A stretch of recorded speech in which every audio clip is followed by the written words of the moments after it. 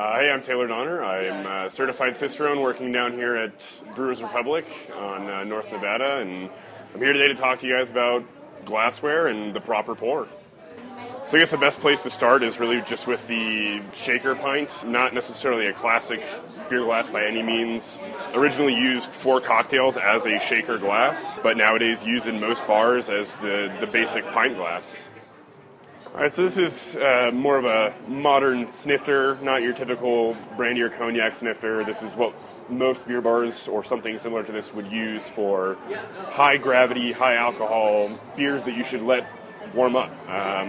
It's going to be a good all-around glass because it's just good for aromatics, it's good for head retention, it's good if you need to warm the beer, it's just a good glass all around. This is the tulip, two different kinds of the tulip. This is kind of a more modern American generic tulip that you can throw just about anything in. This is actually a branded tulip from Toimont, a very effervescent French Belgio style beer. This is an interesting glass because it's very typical of a lot of European glasses like this. It's got a marking for essentially where the beer goes up to, and then the rest is head, which is something that a lot of American glassware doesn't do yet, or at all, and it's very classic to a lot of Belgian beers. They want to make sure that you're getting head, you're getting the aromas from the head, you're getting the look from the head. Great for head retention, great for aromatics, definitely a classic glass for most, if not all, Belgian-style beers. So here we've got two different wheat glasses, the traditional German wheat glass for Hefeweizens, Dunkelweizens, all kinds of German beers that you want to have a lot of. Low alcohol, easy drinking, designed to fit 500 milliliters of beer and still have room for a pretty large head. Again, really important to Europeans to be able to know how much beer you've got, to have a good head, and you know, be able to enjoy the beer like that. This is actually a newer American wheat beer glass from Spiegelau, who've done a lot of good things recently with glassware, you know, bringing to the forefront the fact that we've been drinking too much out of shaker pints. We're not really getting what we can out of beer.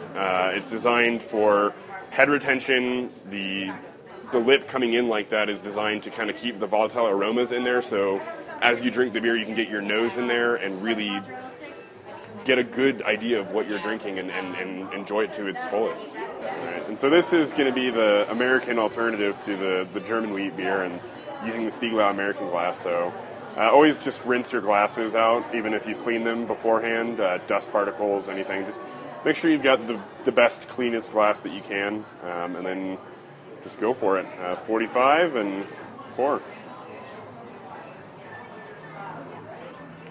And that being a large glass, it's got a lot of room for you to get your nose in there for head, and that's going to be about the same amount of beer as the German Hef. This is the Hefeweizen, the meat Hefe, which is with yeast.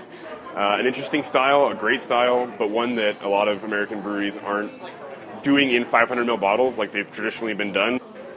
Pouring this right is actually really fun and really involved. The first easiest way that you could do it is just kind of roll the bottle gently, get the yeast that's going to have collected on the bottom of the bottle, and then go from there for the pour.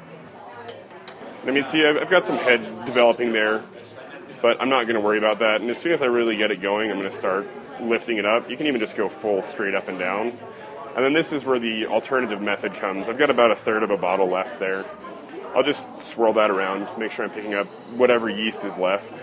And I mean, you can even see that the head will kind of come down and come up a little bit into a point where it just settles out to where it's supposed to be. So you don't have to worry too much about how much head you're pouring. And at this point, I can just pour it right in. You know, it'll come up like that. It'll start dying it down again. But at that point, you've pretty much poured the perfect Hef. Two last pretty fun glasses from Spiegelau as well. Newer, definitely not at all traditional. The Pilsner glass, based on traditional Pilsner glasses, which were generally a little slimmer, designed to kind of flare up so that, again, it pushes those volatile aromas up into your nose so that you really understand what you're drinking. A lot of the beers that you would drink in this are going to be more subtle, so that's why they kind of have to design it that way, so it's forcing those aromatics to you. And then the Spiegelau Stout glass, again, just designed with a lot of research involved and made to help you get the most out of your stouts. You can kind of see if it didn't have this weird base here, it would look a lot like a snifter or even a wine glass. It's got, the flare inward.